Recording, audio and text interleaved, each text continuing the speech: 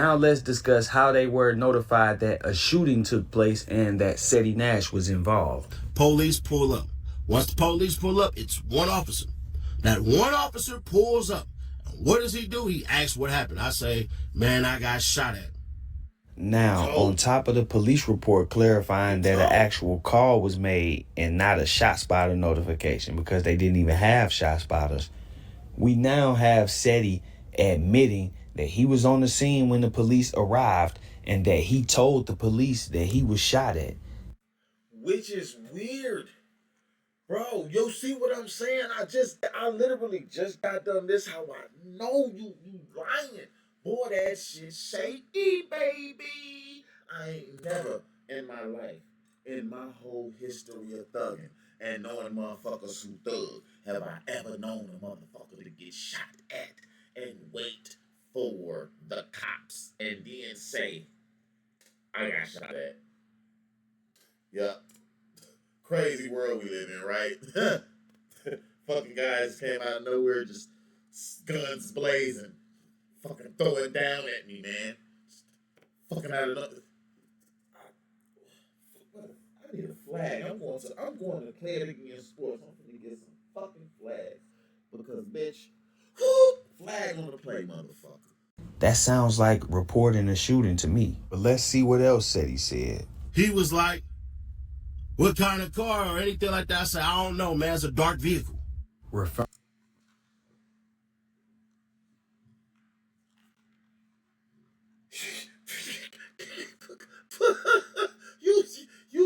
you said I don't know, and then told them a description. So you said I don't. That's like saying, yeah, yeah, man, yeah. I don't know. It was a dark color vehicle.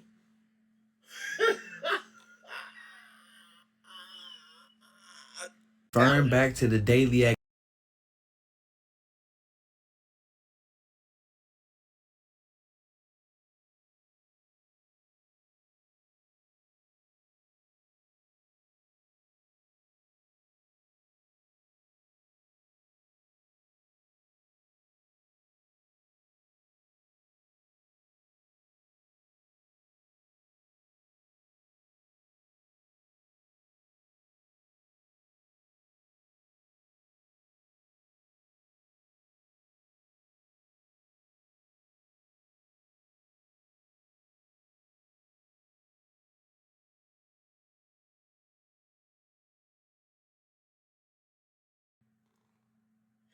What's the motherfucking word, gang? What's to it? Y'all already know how the squad do it. You got to stay moving to get through it. I hope everybody blessed and free of stress. And if you ain't, start knowing you can so you can stop thinking you can't. So with that being said, let's get to this motherfucking content, man. And we back. Oh, we back. And here we go with this shit. So I came across this one in the Byron Blake collection now. This one got another person in it that I can't, I just don't get it. I don't get him. You know, Seti Nash. Bro, you get on my nerves, gang. I ain't gonna hold you. You get on my nerves, gang. Like, and then you don't even know how to hold yourself accountable when you're wrong. That's one thing I don't like. Then plus you just said some weird shit the other day. Like you just real heavy in the rack, bro. You is not in Chicago. Don't nobody know you out there. And then you got the nerve to say some shit talking about some, oh, I ain't finna say nobody names or nothing like that, but they all know. When a motherfucker say stupid shit like that, that mean it ain't no names for them to say. Yo, goofy ass, who you think you talking to? Boy, name them. If you know some hitters in Chicago, why wouldn't you name them? Your page big enough, why ain't you, man? Get the fuck out of here. But anyway, though, we about to get to this shit, man, because I want to see what, man. Let's just do it. While many of the people who dislike my 1090 Jake Exposed series would like to paint the narrative that this And to the many people that don't like his 1090 Jake Exposed series, I'ma say it for him. Fuck you, because we don't give a fuck. I don't like. Fuck you. This is about race. That's the farthest thing from the truth. In fact, the truth is what this is really all about. For the past 3 or 4 years, 1090 Jake and Seti Nash have practically dominated the independent YouTuber scene by attaching themselves to every name that gets hot on the hip hop scene using one simple method: research. Everybody who gets hot and has a criminal history, they go digging through all of your cases and your paperwork to see if you might have snitched or if there's anything of shock value in the paperwork. I mean, if we keeping it all the way real, they even covering lawsuits. So no, this is not about race at all. And if you had any doubt about that, then today's episode is one that you do not want to miss, because this will most definitely change your mind. On today's episode of 1090 Jake Exposed, we will be discussing the 1090 Jake and Seti Nash agenda. 1090 Jake and Seti Nash are largely responsible for the current 1090 Jake, 1090 motherfucking Jake and Seti Nash, aka Moo and Oink. they new nickname together, Moo and Oink. wave of snitch allegations that you see floating all over the internet. So Yeah, but that was gonna come out anyways, though. I think that's the inevitable part is once you get out of the pen, we got to see if you kept it solid. You know what I'm saying? yeah. That's Moo. That's Moo, y'all. But I mean, when did that become a factor for rappers? And that's the thing. And I had to tell somebody earlier, like, that's where the fuck up part come from, because let's be honest, the rappers ain't supposed to be street niggas. I'm just saying, when was that a criteria for rappers? Shit, 50 Cent. We was checking rappers' paperwork, like who created that? Like why? That would be. Damn, man, you taking all the credit, man. That's me and 1090 Jake. Jake took it and expanded. That nigga went on a rampage. What type of nigga wants to take credit for being an investigator? You an investigator, bro. And then you talking about you checking the motherfucker paperwork. Who are you, gang? Like, who you just came out of nowhere talking about you was from 60s.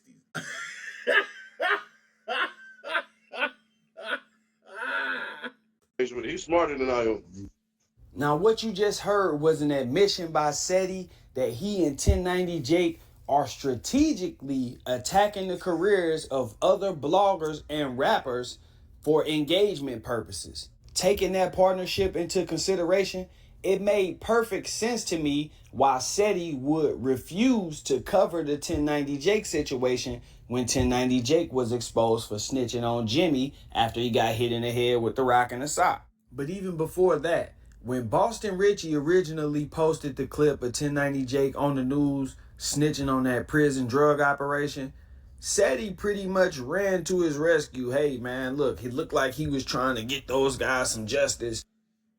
That's Oink.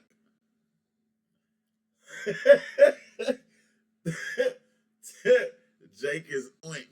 Seti is Moo. But there were a couple of things that I had noted during the video. One of the things was that it seemed like an expose on an inhumane documentary type of style. Look at them, both of them side by side. That's Moo and Oink.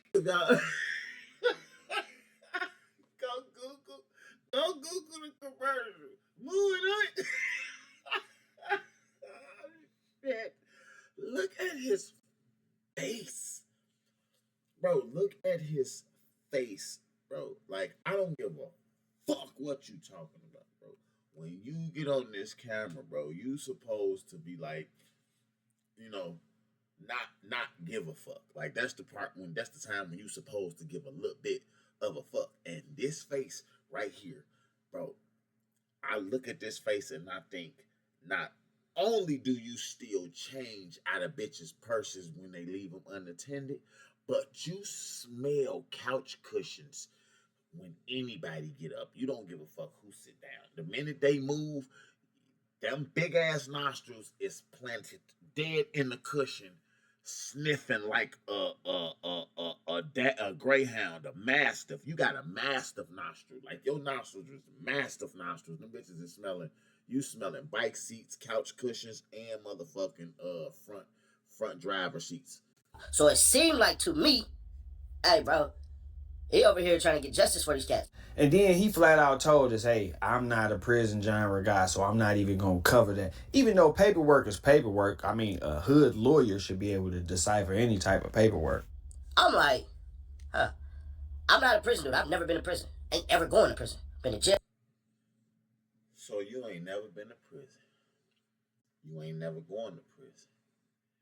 Yet it's your business what motherfuckers done or do to prevent themselves from going to prison.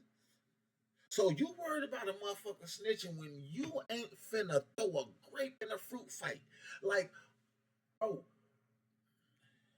Jail up in the juvie, but I ain't never been to prison. But I'm gonna be honest with you. I started wondering to myself, was Jake the only one doing it since this was 3 years ago? And it turns out the whole prison genre did it, and do it to this day. So yeah, he put his cape on for Jake, and at the time it was kind of going over my head. I'm like, why is he working so hard to protect this dude? And then that's when I discovered the news clip of Seti Nash. We also spoke with some witnesses about what they heard. They said they heard an argument just before the shooting. When you heard the argument, was it long?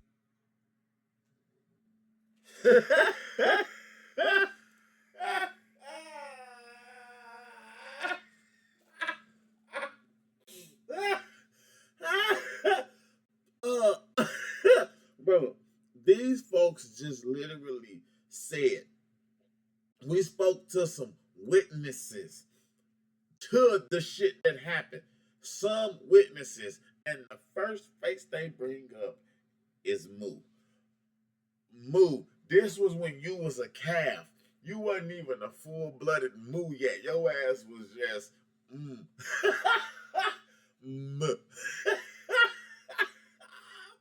Nostrils ain't, your nose ain't even fully developed on your face yet. That bitch is all the way there now, gang. But right here, you still had a chance. Your shit ain't got no chance now, my mom. Long argument? Was it just short? Did it seem like they knew each other? It was static. And his friend was like, he not even a part of this. You know, he not a part of this S. Then boom, boom, boom. Boom, boom, boom. He not even a part of this S. What's S? What's S?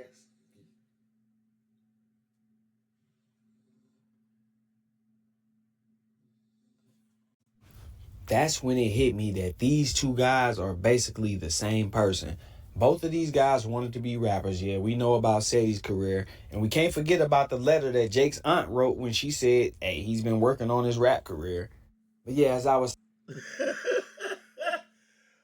Not only is they Moo and Oink, but they gonna be Millie and Vanilli.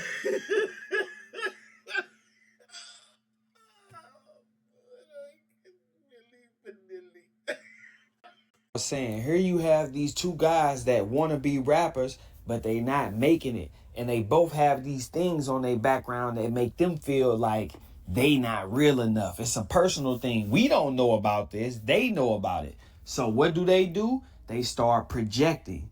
At the same time, controversy sells. So this type of content became an instant source of large amounts of revenue. That gave them more motivation, but it also gave inspiration to other content creators. And that's why we see this large wave of everybody talking about who's snitching. It don't matter what genre of hip hop you go in, from this genre to the prison genre to battle rap. Everybody's talking about. And that's why I don't get either why motherfuckers is even on that. Like, bro, ain't no such thing as no snitch, bro. Okay? Cut it out. All right? What it is stupid motherfuckers going to do shit with people that they believe is gonna keep their mouth closed. This motherfucker ain't no snitch. He the same motherfucker that you been with. He just happened to get caught doing some shit and now he don't know how to shut the fuck up. That don't mean he no snitch. See, y'all looking at this shit. The minute that y'all realize there ain't no such thing as no street code, there is no street code. The street code is to survive and get the fuck out of the street. So you don't have to live by an imaginary code. Y'all are living by imaginary codes. This is why you get backdoored. This is why you get snitched on. This is why you get stole from. This is why niggas fuck your bitch. This is why, all because you're trying to live up to a code that other motherfuckers don't really give a fuck about. They actually prey on the fact that you live up to this code. They love that you live up to this code. So when they crack open that motherfucker, they got a victim close enough to them that ain't watching shit. Who's snitching, because that type of content is generating large amounts of engagement. We've seen this over and over in the streaming era. People will duplicate or at least attempt to duplicate whatever they think is generating the streams. For example, when the Chicago kids started the drill wave and they started like dissing the dead a lot, you see how fast that spread. Almost everybody is willing. That's like a go-to marketing scheme for rappers, because they know that it will get people paying attention, even if it's just the families of the guys they dissing. So these guys have this plot going on where they are strategically exposing rappers. If you notice, Jake will drop a video about somebody and then Seti will react to that video, or Seti will drop a video about somebody and then Jake will drop a video on that person. So after I dropped the paperwork on Jake, Seti refused to speak on it. Unbeknownst to me, they had this alliance going on. That would come out later. But in return, I would go digging and looking into Seti and seeing why he won't speak on it, and I see that he's the same type of person. So then I drop his news clip. Then Jake pops his head out. It's going to No, he just gotta ask. He does gotta ask the questions. But it's going to simulate to people, to niggas from the culture, that you having nothing to do with it. Why are you even on there? Why didn't you just say, but you're saying you did a favor for your homeboy. You know what I'm saying? So it's just, I don't know, bro. It's like a line. It's like a line, invisible line. Saying is, you as a street nigga, if something go down, you supposed to just get up out of there. You know what I'm saying? So you can't even be. If I did something, nigga, or if something happened to my homies, yeah, absolutely. We done been did that. Yeah, We been doing that bro, shit. You got people whose homeboys done got fried right in front of them, and they go live and show their homeboy on the ground. Then they hit my dog, man. Like, what is that? Exactly. Now, like I said, I didn't know that they had an actual alliance going on, like this was some major plan, but it eventually started to take shape right in front of me. Once Rockstar and Remo got both of them on live and they started talking, I'm like, okay, these guys working together, because Jake's whole thing was he was there to defend Seti. He didn't actually go make a separate video on it, but he made sure he popped up on the lives and did his part in clearing up the narrative for Seti. I just know, like, you ain't never gonna hit an end. You feel me? Like, it's gonna be politics. Bruh, it's gonna be dead in a week. It's gonna be dead by next week. That's how this shit I'm trying to told you. I'm talking about as far as the internet, maybe. But Jake would try to push the narrative that, hey, this whole thing will blow over in a week. Nobody will be talking about it anymore. And Seti pretty much put his foot in his mouth, because where he should have just shut up and been like, yeah, I'm just a blogger, he started trying to prove himself because he felt like he had some backing. Seti Nash ain't bigger than the program, ain't never been. Period. I will never be bigger than the program. I'm never not gonna be a member. None of this shit. I've been with this shit since 9 years old. Where Seti got that sudden burst of... You've been with what since 9? So hold on. Let me get this straight. You've been with this shit since you was 9 years old, and you ain't got never been to prison?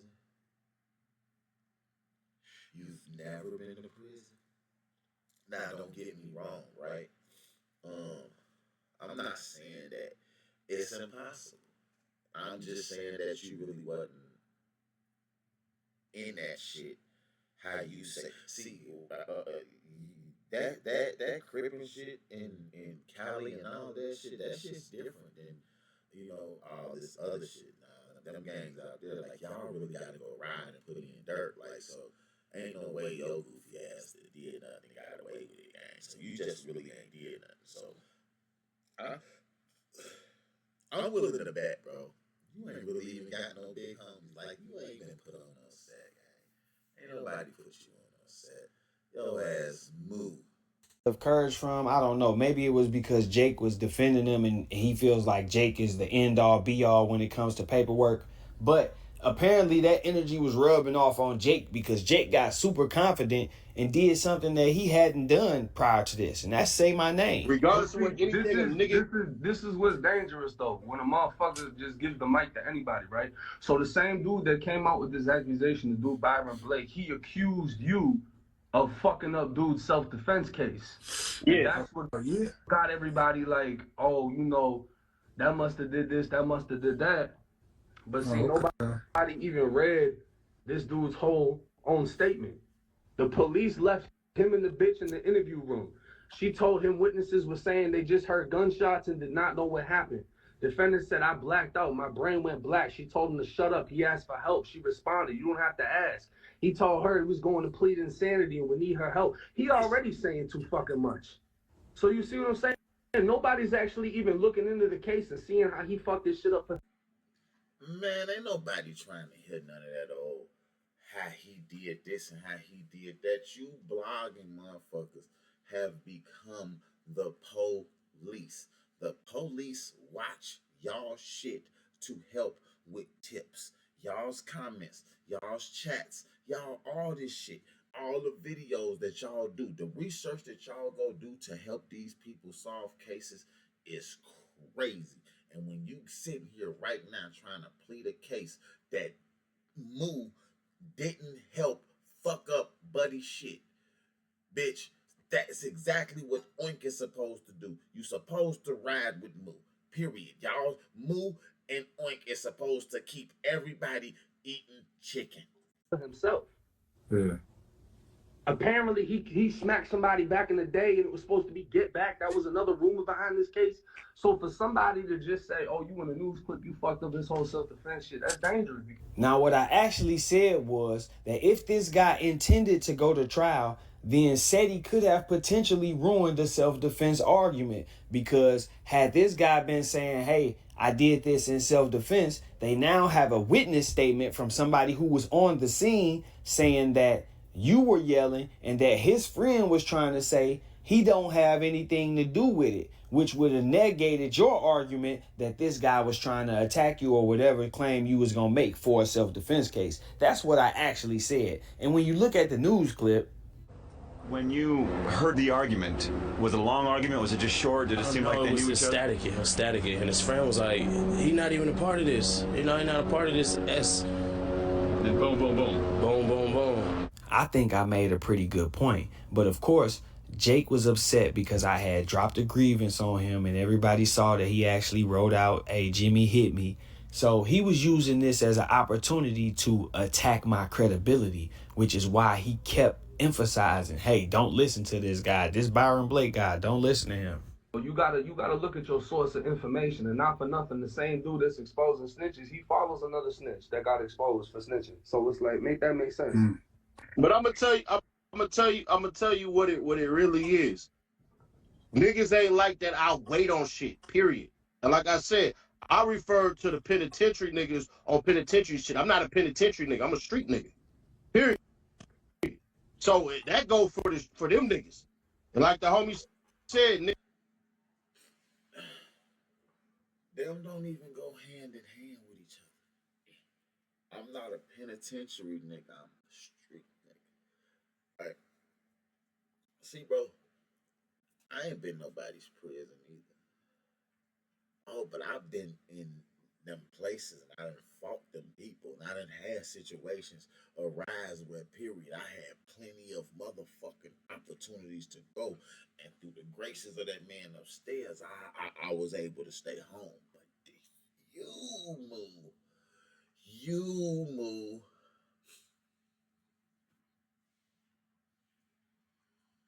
that thug and shaky, baby. You be talking shit too, boy, motherfucker. Just shaky. Nigga, that Florida politics shit, that's they shit. This is Seti admitting that he feels like I targeted him because he didn't speak on the 1090 Jake situation. And to be honest, yeah, I felt like he was giving us an excuse. You cover lawsuits and you haven't sued nobody. So just because you never been to prison don't mean you can't look at the paperwork and decipher whether somebody is snitching or not. That was a But ain't you covering snitches? So you're looking at paperwork to decide if motherfuckers is snitching, but then you're not a prison person, so you're not gonna look at the paperwork to see if somebody's snitching. So you're gonna pay attention to a person that's snitching to stay out of prison. But because you ain't been to prison, you don't know how to read paperwork of a motherfucker snitching while they in prison. But y'all is the Moo Oink. excuse that you use to get out of it. On the other hand, 1090 needed me quiet because he has more dirt on him than Seti Nash does. So 1090 needed to use this incident with Seti Nash as a launching pad to assault my character. But he needed Seti Nash to participate. Seti Nash was unwilling to participate because he knows he has the dirt on him. The same reason he wouldn't go at 1090 Jake. He knows he has the dirt and that I have the potential to find it. So Jake would state that he was going to make a video about this. He was going to do a video on it. One, because it was an opportunity to clear Seti, and that's his mans. They working with each other. But two, it was an opportunity to assassinate my character. Nah. Well, there y'all have it, man. 1090J, you still doing the video? You're going to have to break it down for the people, man. Yeah, break it down Yeah, for the slow motherfuckers. I could break this shit down because it's an extensive ass case. It's mad shit that happened. Yeah. But like I said, if I ever broke code, nigga, I'm getting a put off. I'm deleting Instagram, YouTube, all of that shit. Nigga, my name good. Like I said, Jake's presence gave Seti this Where is your name good, bro? Who the fuck knows your name besides YouTube,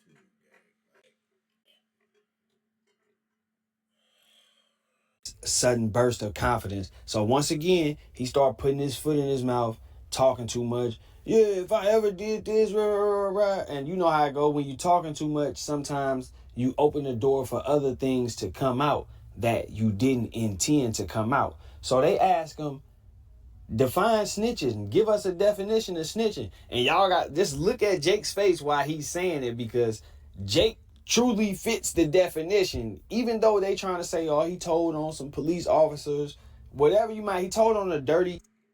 man, I don't give a fuck who you told on. You told.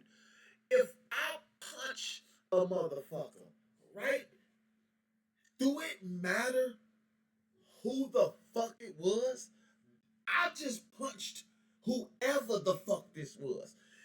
You told. So whether it was the police, the EMTs, you could have told on a fucking store clerk person to their manager. You could have told on your little brother. You could have told. Bitch, you told. If I punch, I swing, I hit, you're hit. Whoever you are, I punched you. You told on the police. Boy, you told on you snitched. Drug operation, a prison drug operation. But look at Jake's face while he's saying this. Give us the definition of snitching. Give any nigga that helped the police solve any fucking cases is snitching. But then it's still a lot more to that. Because you can still go into it a whole lot of shit. But any nigga that gave any info to the police about solving the case is a snitch.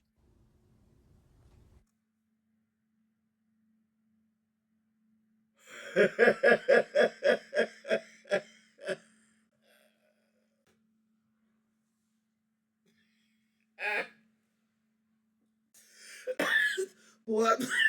Oh shit, boy! I'm telling you.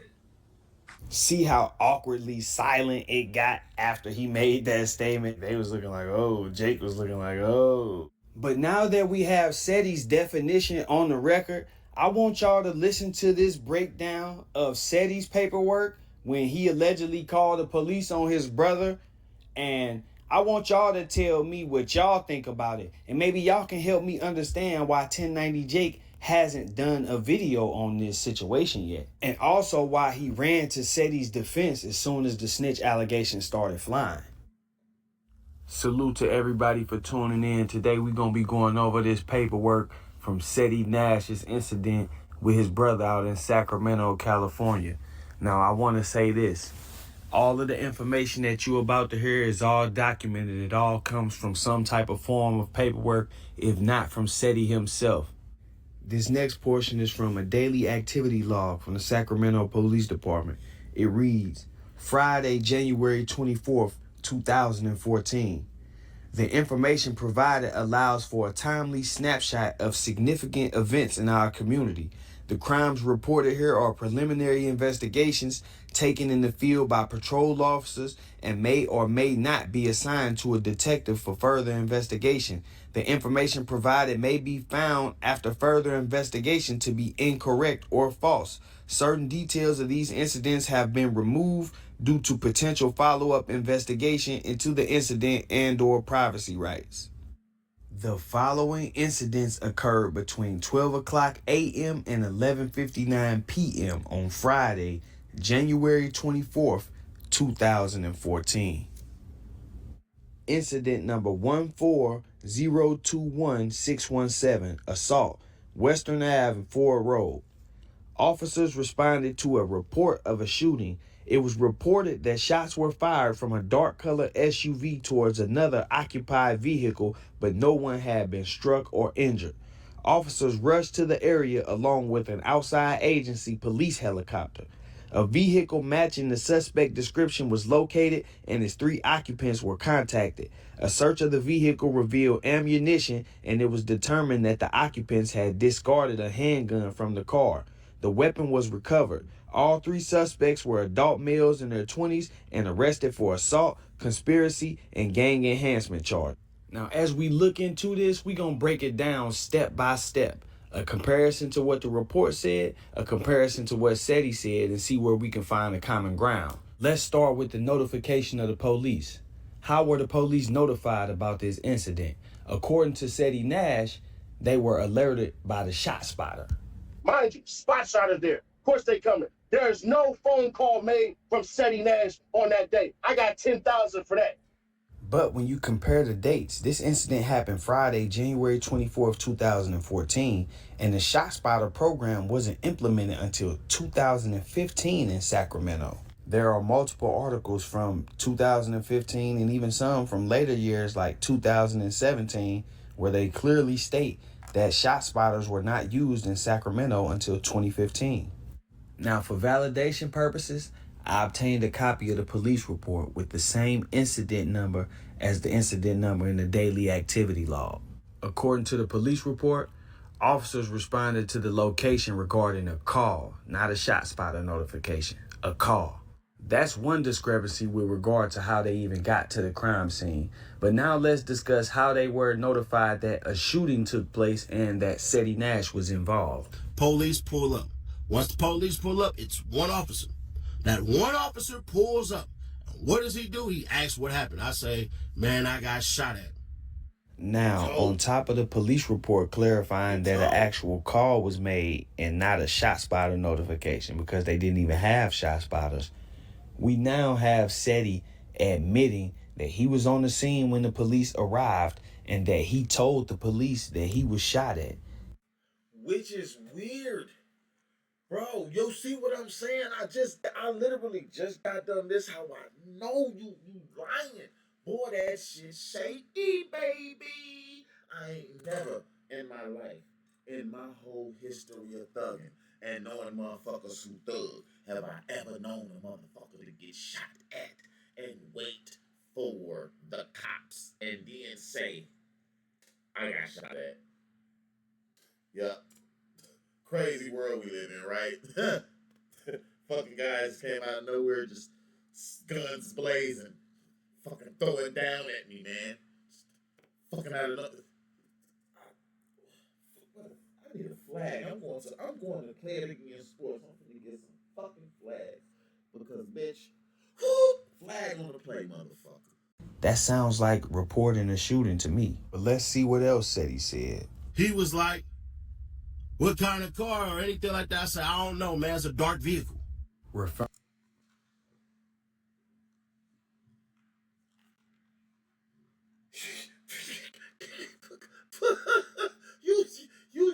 You said I don't know, and then told them a description.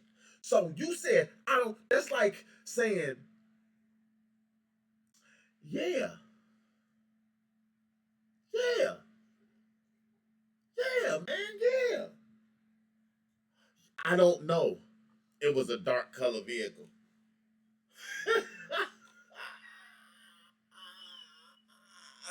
Referring back to the daily activity log posted by the Sacramento PD, officers responded to a report of a shooting, and it was reported that shots were fired from a dark color SUV. So Seti is now 2 for 2 with information. He did actually report a shooting, and he did say that it was a dark color vehicle, just like the paperwork is saying. So it ends up happening. Cops say, get in the car. I'm thinking to myself like, oh, shit, nigga, I finna go to jail. But he don't put the cuffs on me. So I'm like, ooh.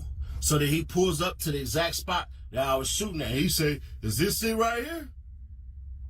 I'm like, shit. I'm like, yeah. Now my question.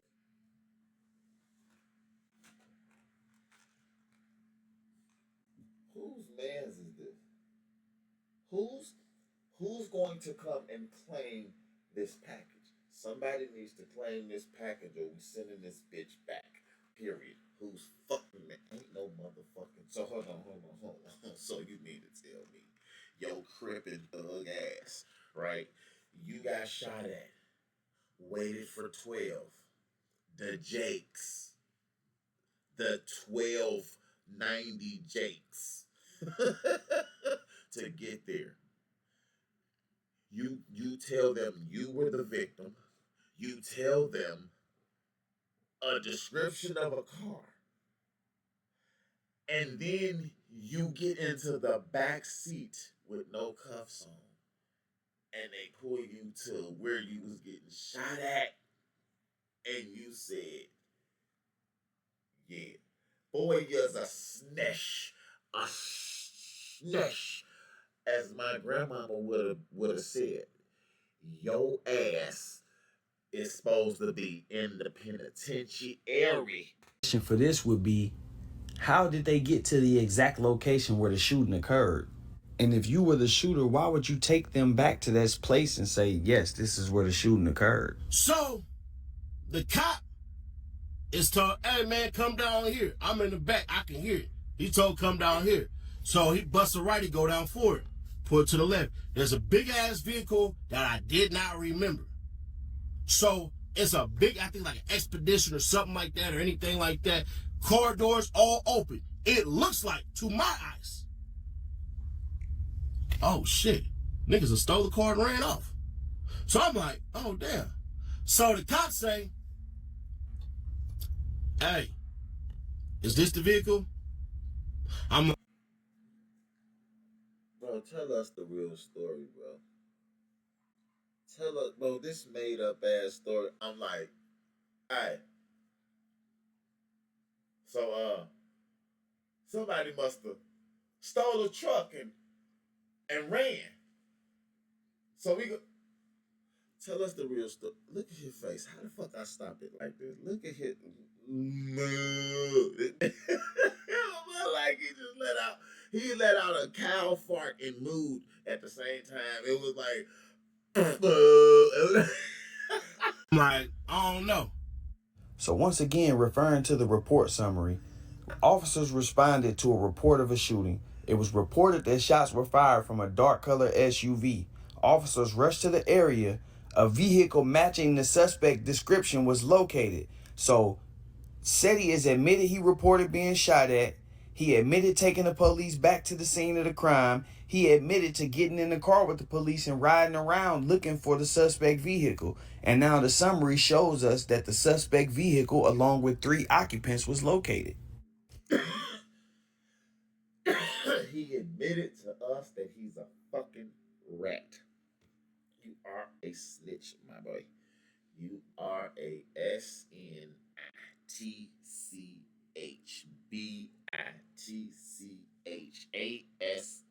Medical. Among the 3 occupants of the vehicle were Seti Nash's brother, Cepeda Adams Jr., another 24-year-old black male by the name of Domian Williams, and a 21-year-old black male by the name of Kevion Robinson. All are listed as arrestees in this incident, and all of them have Cedric Adams listed as the victim. Now, in an effort to debunk this, Seti Nash had Mickey Truth go get the paperwork. And I know some of y'all gonna say, well, Seti already posted this paperwork. Let me explain to y'all the difference.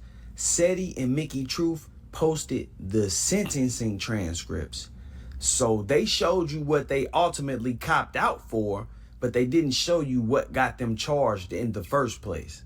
As you see right there, it says case name Cepeda Adams. If you look in the highlighted part, the yellow highlight, it says transcript estimate calculation. So these are transcripts that she paid for, and this is related to Cepeda Adams's case. So they want to trick y'all into believing that this is the right paperwork by showing y'all the name on the case and the date of the transcripts. But this is not the actual paperwork. This shows us how the case was resolved. It doesn't show us how the case was started. In any situation, I want y'all to pay attention and note that just because a person's name is not in the sentencing transcripts or because they didn't testify at a hearing doesn't mean that they did not give evidence to the police. Now, I'm not going to go and show the paperwork. Nah, that'll be too easy for them. But what I can do is speak about the paperwork. Now, before y'all get all bent out of shape, the reason why I'm not showing it is because Seti Nash is not listed in the paperwork at all. At all, y'all. Like, at all. This was an obvious cover-up attempt because not only did she go get the wrong paperwork and try to use that as proof that she had the paperwork, but she also said that Seti's name was not listed at all, but she never showed us the paperwork. Once Seti knew that I had the real paperwork, he tried to get out in front of this by posting the same sentencing transcripts and trying to highlight the fact that his name is not mentioned in those transcripts and use that as evidence that he's solid and he had nothing to do with the case. But go back and look at those transcripts and look at the names involved. Cepeda Adams, Kevion Robinson, and Domian Williams. The same 3 people who were arrested in relation to this 2014 shooting incident and who all have Cedric Adams listed as a victim on their paperwork. A victim. Bro, you are not no street nigga. You are a victim, bro. You are a fucking victim. You're a civilian, gang. Like, you are literally, bro, like, you are a junior official, bro. Like, you are a ROTC major.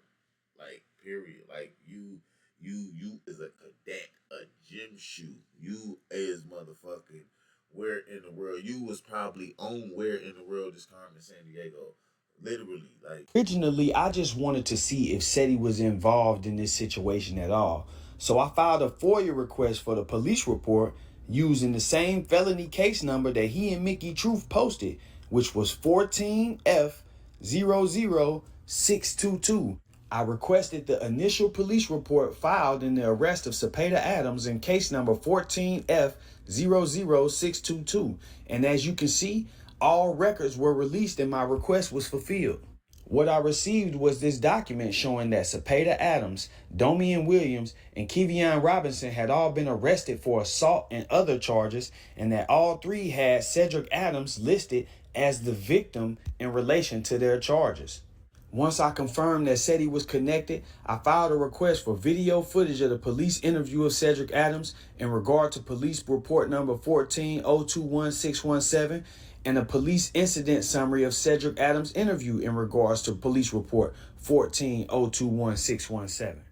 So chime in, man. Let me know what y'all think. Do y'all see what I see, which is that 1090 Jake and Seti Nash are one and the same? They pretty much just projecting onto everybody else that's on the hip-hop scene. I mean, I get wanting to know if somebody keeping it real or not, but they taking it kind of far, pretty much doxing the whole internet.